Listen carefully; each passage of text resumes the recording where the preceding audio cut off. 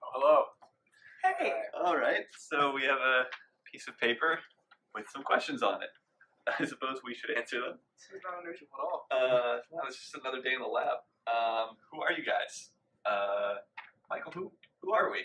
Who are we? Well, we're all members of the Gilbert lab. Adam is a PhD student at the Gilbert lab, and we're all research assistants. Why do you work together? It's a real philosophical question there. Why do we work together? Well, because we like each other. But also we're working together for the summer. There's a summer research program in the Gilbert lab, which is in the psychology department. And out of the hundreds of people who wanted to do this, I selected these three, plus one who is left. But these three as the best ones, and that's why we're here. The next question is, why are you here? Shalon, why are we here? In the Harvard Decision Science Lab? Yeah, the Harvard Decision Science Laboratory. So this is where we do a lot of our experiments. We take people in, and experiments sounds kind of creepy, but it just means we're running a study. And we either take you into a room where you have a conversation, and we record it, and we let you do a survey afterwards, and we think that there's some really interesting things going on. Have you ever been a participant yourself? Logan, you have, right? Yeah, I've been a participant in many studies. Probably more than I can count on all of my hands and feet. But yeah, I've been a participant in many studies, from many in this lab, many throughout the campus, and they've all been great experiences. They can pay for your lunch.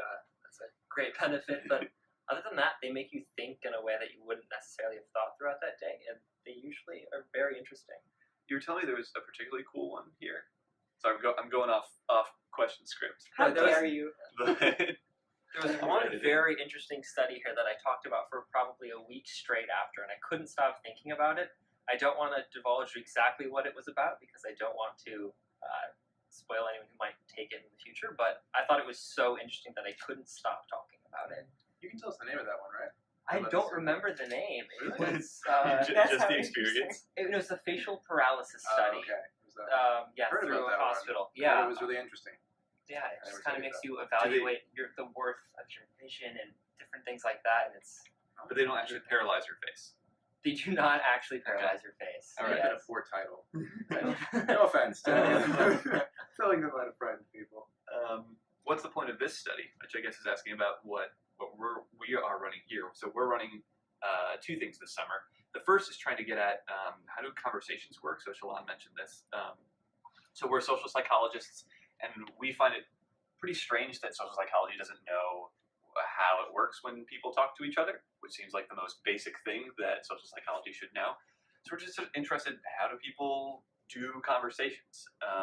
When people come in, they're often surprised that it's such an open-ended study. You just talk to another person, and then afterward, you answer some questions about it. But literally, that is the state of the science on conversations. Is we know so little that now we're just trying to figure out what's going on and what interesting questions can we ask about it.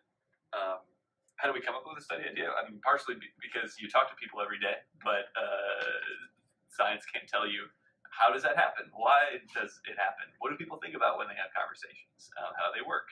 How don't they work? Why do you care? Why do you guys care? I know why I care.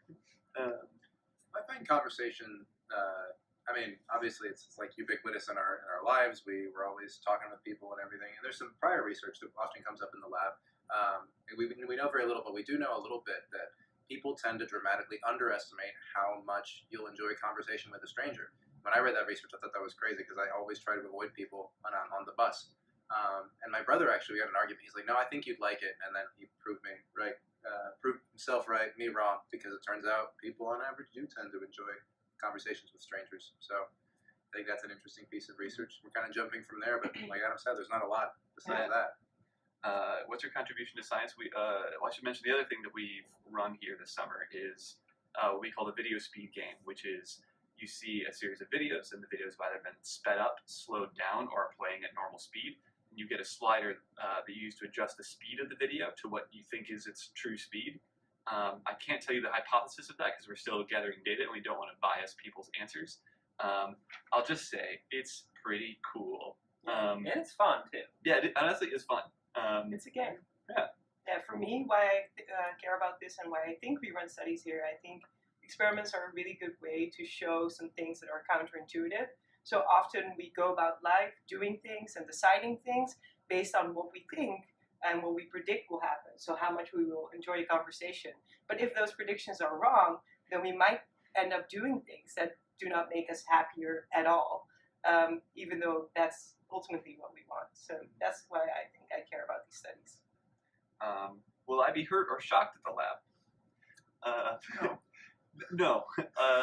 Almost certainly not. And if you are, you'll know well beforehand.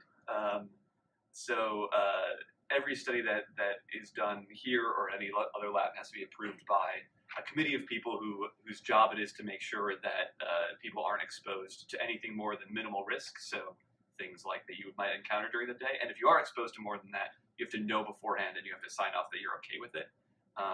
So there aren't that many studies anymore where people actually get shocked. And especially here at this lab, there's no deception. So whatever you're told when you come in, that's actually what the study is. We might not tell you exactly which questions we're interested in or what the hypothesis of the study is, but whatever we tell you is true. So if we say you're going to have a conversation with a stranger, you're going to have a conversation with a stranger. If we say you're not going to get shocked, you're not going to get shocked. If we say your face isn't going to get paralyzed, it definitely will not be paralyzed. Mike, do you have a text to answer?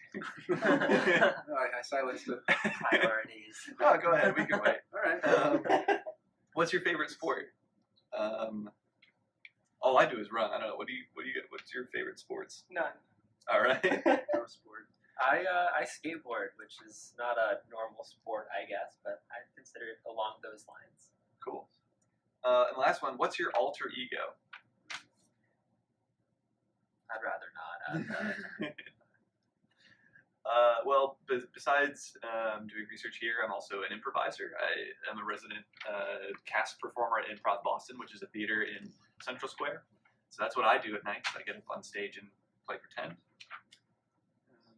And since no one is as cool as that, we should just stop. Well, that's actually a great place to end. Thank you for surprising us with this list of questions. We hope this has been helpful. Come do studies here.